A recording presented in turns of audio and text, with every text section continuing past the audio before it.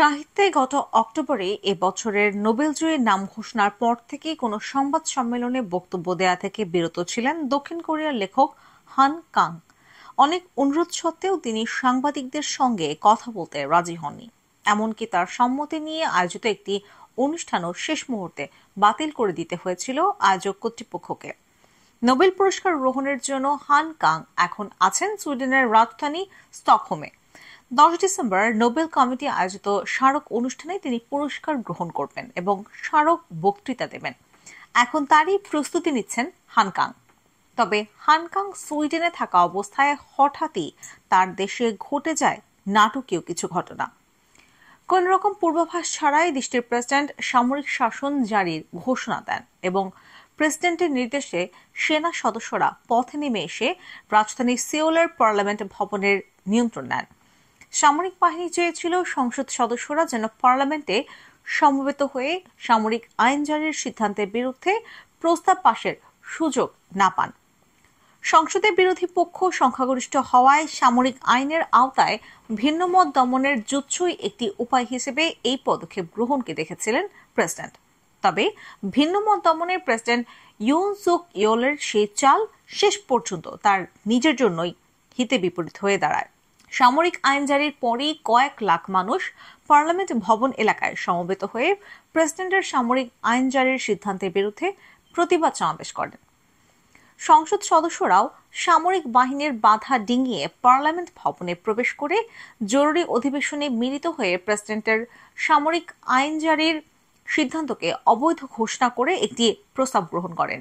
ফলে চাপের মুখে মাত্র কয়েক ঘন্টার মধ্যেই সামরিক আইন প্রত্যাহারের ঘোষণা দিতে বাধ্য হন প্রেসিডেন্ট ইউন সুক ইয়োল। সমবেত জনতা সেনা সদস্যদের তৈরি প্রতিবন্ধকতা উপেক্ষা করে এবং কখনো আবারও সৈন্যদের সঙ্গে হাতাহাতিতে জড়িত হয়েও পার্লামেন্ট ভবনের দিকে এগিয়ে গিয়েছিলেন। দেশের সামরিক আইন জারির মাধ্যমে গত মঙ্গলবার রাতে দক্ষিণ কোরিয়ার শুরু হওয়া রাজনৈতিক উত্তেজনা ও নাটকীয় ঘটনা সাহিত্যে নোবেল পুরস্কার বিজয়ী হান কাংকে আপ্লুত ও প্রভাবিত করেছে।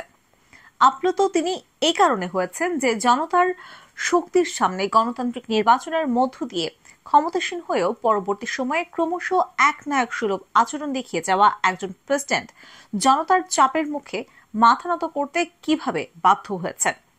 পাশাপাশি সেই ঘটনা তাকে এতটাই প্রভাবিত করেছে যে তিনি নীরবতা ভঙ্গ করে দ্রুত আয়োজিত এক সংবাদ সম্মেলনে বক্তব্য দেওয়ার মতো সিদ্ধান্ত নেন।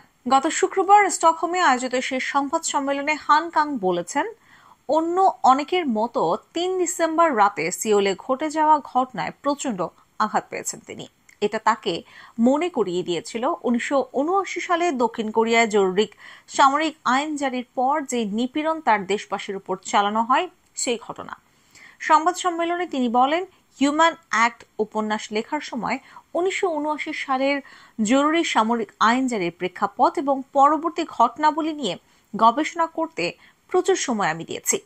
সেই জাতীয় ঘটনা যে 2024 সালে আমার নিজের চোখের সামনে উন্মোচিত হবে তা প্রত্যক্ষ করা ছিল অনেকটা যেন বোমার আঘাত এসে পড়া। উল্লেখ্য, হান কাং এর হিউম্যান অ্যাক্ট উপন্যাসের পটভূমিতে আছে 1979 সালের সেই বেদনাদায়ক ঘটনা।